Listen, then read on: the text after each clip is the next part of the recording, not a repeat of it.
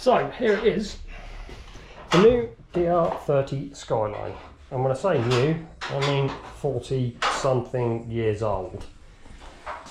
It wasn't planned, but a friend had this, and once the opportunity arose, I couldn't refuse. The wife hasn't killed me or divorced me yet. Wave for the camera. So that's good. Yeah, the general idea is to turn it into a D1GP style car. I've wanted one for years. Keep going to Jay's garage to have my car mapped, and there was a genuine D1GP car there every time I went, and that made the situation far worse. Then my friend Toby mentioned he had this, and bad things happened. So there's a lot of work to do. The main bonus with this car is there is just hardly any rust on the thing at all. I mean, it is just, I can't believe how solid the car is for the age.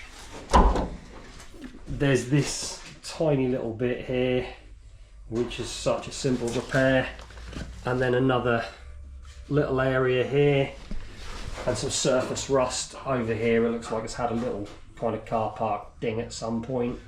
The paint has been removed to maybe start attending to that, and the repair went no further. So that needs a little bit of attention, but in the grand scheme of things, for a car of this age and the type of car it is, I had that Z31 in the past, and I really wanted to do a very similar thing with that, but it was just too far gone, so I decided against in the end. Somebody offered me some decent money for it because they had a non-turbo and wanted all turbo engine and running gear, so that got sold. This is a much better place to begin, and it's a better style of car as well. It will suit the sort of D1GP style I have in mind much better. Again, under here, it's just, yeah, it's rough, it needs paint. You know, somebody started prepping it for paint. I think it was intended to restore the thing, but there's just nothing anywhere. I can't, honestly, it blows me away that this car is in this condition. It's going to be such a easy build compared with something with rust. Subframe, it's just perfect. Even the front cross member. I mean, I haven't seen an S13 in years that has a solid front cross member. This being much older, it's just, it is incredible. So, yeah, the work starts now. So all the parts are actually here for the car. I've got the engine, the gearbox, the wiring loom. The boot was full of bits. I'll put a little clip in here where we emptied the car out when we got at home.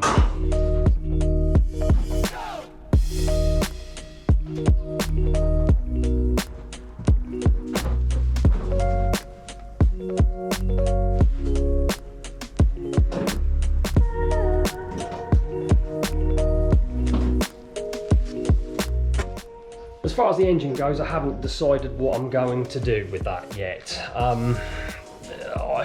The original idea was to leave the FJ20 in because then it would qualify for MOT exemption. Without the original engine, it then wouldn't be accepted.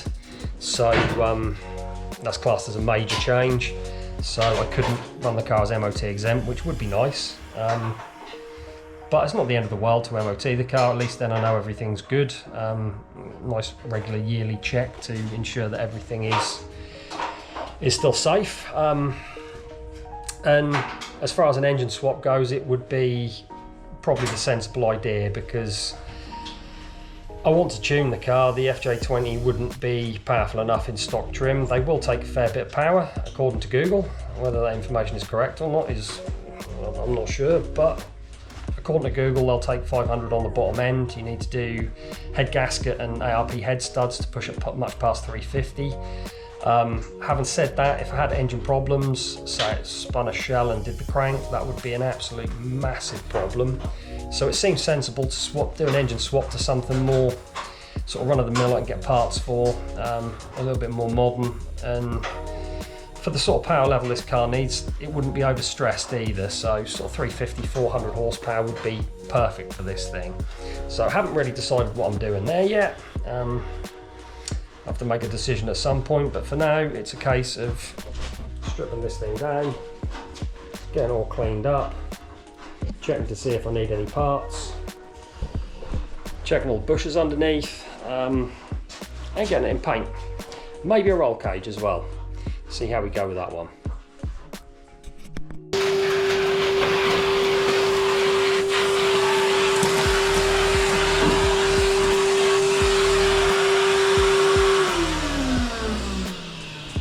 We've had creatures in here.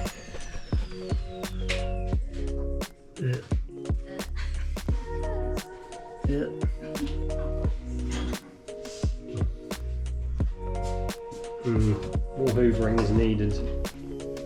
Snippy, this is a nice find. I thought the seats were in horrendous condition. Looks like they're covers and the seats are actually good. I'm looking forward to this.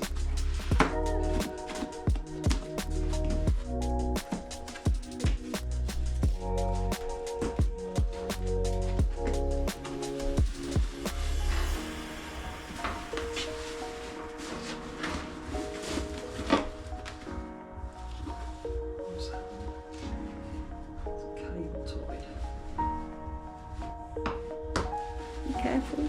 Being careful.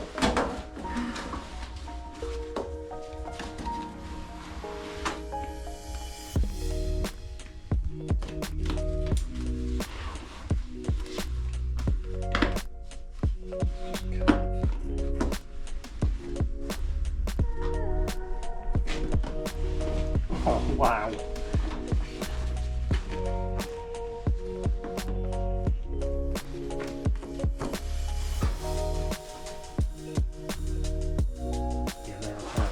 Worried that then tabs are a part of the seat. They're not. Look at that. Those covers have protected that brilliantly. There's a big cigarette burn there. Oh. Typical Japanese thing, they all tend to drive around with the windows closed, aircon on, chain smoking. Every Japanese import I've had always stinks of cigarettes with a full ashtray, every single time. Happy with that. I wonder if the rear of the bench is the same.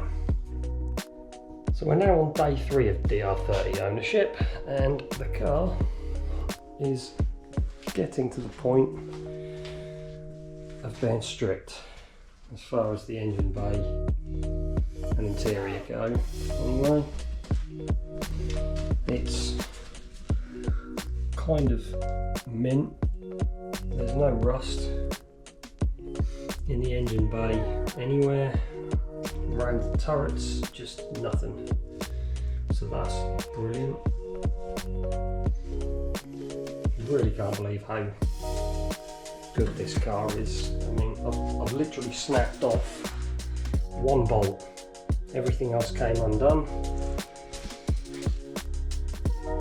All parts I've pulled off are in decent condition.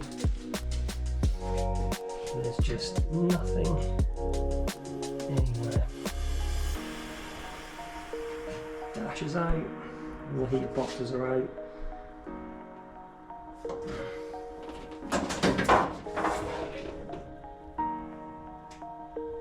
It's a really, really, really good base.